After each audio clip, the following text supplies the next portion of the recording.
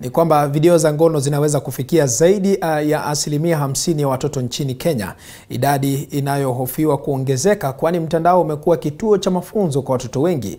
Lakini swali ibuka ni je, ni jinsi gani wazazi wanaweza kuhakikisha kwamba watoto wao hawapati kutazama video zisizofaa wakati wanapoendeleza masomo yao mtandaoni? Beatrice Watari amevalia njuga taarifa hii na kuandaa makala maalum. Hebu tazama. Mada yanayohusisha ngono ni mada ambayo wazazi wengi huepuka haswa kuyazungumza na watoto wao na wale walio katika ujana wao wa mapema. Lakini hili haimaanishi kwamba yule mtoto hatokumbana na picha au video za kipornografia hata anapodurusu mtandaoni. Ungana nami kwenye makala haya maalum ili tuweze kudadavua utata unaozingira pornografia, ikiwa ni pamoja na kuelewa kiini na suluhu la uraibu huo ambao kwa sasa umeangamiza ndoto na wengi ulimwengu mzima. Mazungumzo na Sam, sio jina lake halisi, ambaye amepambana na kujikwamua kutokana na uraibu wa video za ngono kwa miaka 5. Ni mazungumzo yaliyoibua ujuzi wa jinsi ambavyo ni rahisi kutekwa na uraibu huo katika umri mdogo.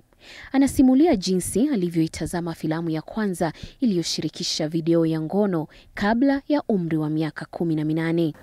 I think as far as I can remember is when I was a teenager, around 16 years. Yeah, there were these village movie shows where people used to pay and then you go and watch a whole movie.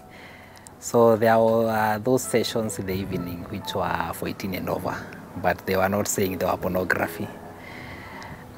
So there were these friends I had. So one of my friends is the one who introduced me to those movies. So he went there and we watched, but I was still a teen, I was below 18. So after I watched, so I would maybe look for an opportunity. If I go and watch. But the time when I became so much used to is when I completed high school and I was able to get my first smartphone. Then I went to campus, so I had my phone, I had my laptop, and there was free Wi-Fi. So I think that was the time where now it became like a habit. Madhara ya uraibu huo hata hivyo hayakuwa tu kizingiti cha kuutumia muda wake vyema, bali uliathiri pakubwa utangamano wake na wenzake na kupelekea kudorora kwa masomo yake. Sure, I think one thing it really affected was my self-esteem. And so consequently my relationship with people, because now I was feeling bad after watching it, the guilt and the shame. So of course I would find a lot of issue relating with other people. Sam alitambua kwamba alihitaji msaada pale aliposhindwa kujinasua kutokana na uraibu huo, na akatafuta usaidizi kutoka kwa mwanzilishi wa shirika la Second Chance Consult linalosaidia vijana kujikwamua kutokana na uraibu wa video za ngono. Juhudi zake hazikuambulia patupu. There came a time when I felt the thing was too much. Because in the beginning I didn't feel like it was an addiction. I just felt it was for fun and all that. But I realized it was an addiction and a problem when I wanted to leave it. Now I felt this is wrong and I was feeling a lot of guilt and I had to stop watching it. But I couldn't. So that's when I realized I had a problem. And this is the time when I saw Ruth's story online. I think she had an interview with Daily Nation.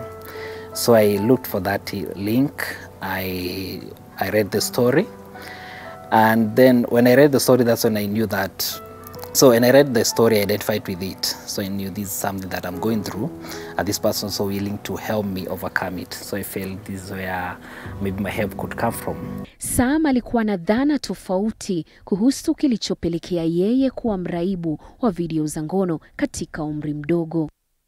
And the best thing is through is that, I thought that maybe my issue was that I had a bad company or something. But Ruth helped me to look for the root cause of the issue. So we started going through my story, like my background, how was I brought up, the family I grew up in. And that is where I actually saw the main problem with addiction was coming from. So as I work with these people, Most of them, their stories are very traumatic. Either they have been abused, sexually abused, or physically abused, or emotionally abused. Some of them, the parents split up, and that was really hard on them. For some of them, it's a friend invited me to watch pornography. Whatever the case, it doesn't matter the story. The fact is that we are here. And so we have to work through the trauma. Because you see, again, addiction is like a mango, is the mango we see. But the mango will always come in season until we kill the tree. Hivi sasa Sam anajivunia kuasi uraibu huo na bora zaidi kumkimbilia Mwenyezi Mungu pindi anapokumbana na wakati mgumu katika kutafuta kitakachomtuliza na kumuondoa wasiwasi. And so she started helping me to believe God. More than just knowing about him, also believing about him and also his word. And that actually helped me to deal with anxiety. So every time I would find myself maybe lacking, maybe fearing about my future, I would learn to trust in him. So that reduced my anxiety, and consequently it reduced also my watching of porn. Kufikia mwaka 2019, 95% ya watoto kati ya miaka 3 hadi 18 walikuwa na ufikio wa mtandao wa nyumbani, na hii ni kulingana na utafiti wa Jumuiya ya Amerika. Takwimu hizo zinaonyesha kwamba huenda mzazi akakumbana na wakati mgumu katika kufuatilia wanachotazama watoto wao kila uchao. Ruth hata hivyo amewataka wazazi kuwa wepesi wa kuzungumzia masuala ya ngono na wanao, akisema hili litahakikisha wanapata mwongozo mwema. No, it seems so stupid and childish, but it's preparation. So close your eyes and come tell me. Stop, switch off what you are watching, come tell me. So let's say, for example, someone is on the internet doing homework, and because of click me or however it comes, because sometimes pornography comes as spam. It's not that they're going to look for it. And they see that. And of course, there's that initial reaction. If they are aware we need to close our eyes, they'll do that and then come tell me. So that come tell me, it means you have given your child permission to come talk to you about sex, about pornography, about their bodies. You have given them permission to talk about anything. Msimamo wa kanisa kuhusu video za ngono ni thabiti, viongozi wa kidini wakipinga vikali uraibu huo. Elijah ni kasisi katika kanisa la St. Paul's ACK Nairobi, na ananieleza njia pekee ya kumsaidia mtu anayepambana na uraibu huo ni kumuona kama binadamu aliye na uwezo wa kukosea na vile vile kuongoka. Some of us were probably into drugs. Like I would see myself, I did marijuana, I did all sorts of drugs and alcohol and everything that was close within my reach.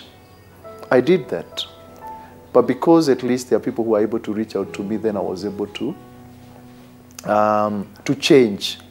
So that love, reaching out to them in love, helping them know that future is brighter and better for them, and helping them to understand that whatever is happening, it is possible to change.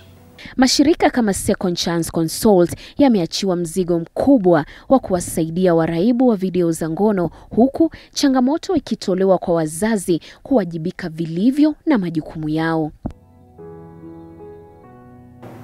The understanding of what, in terms like what I said, it's like a mango tree that comes back in season. We just see the behavior, but we don't see everything else that enhances the behavior. So many people need to be taught that. So we need people to come work. Like if you want to be trained, to go train others, by the way, reach us out. I'll give my email address so that people can reach out on that. And before I forget, it's secondchanceconsult@gmail.com. So it's not like it's a linear line. It's such a mess. Just to be honest, it's such a mess. But it's such a beautiful, beautiful mess. Because these people are becoming known to themselves. They're becoming more aware of who they are. Their identity is becoming right. So it's not just about the addiction. I wish it was just about never watching pornography. I wish it was just so simple. But it's change. Like the whole human being does change. And so that's why it takes such a long time. Wanasema samaki mmoja kioza, basi bahari lote lipo kwenye hatari ya kuwapoteza samaki wengine. Athari za uraibu wa pornografia sio kwa mtu tu binafsi, bali kwa jamii yote kwa ujumla. Ila kuna matumaini ya kumrejesha na kumuongoa aliyekiuka njia, na vile vile kulinda unyoofu wa watoto wadogo wasije wakawa waraibu wa pornografia. Nikiripotia runinga ya TV 47.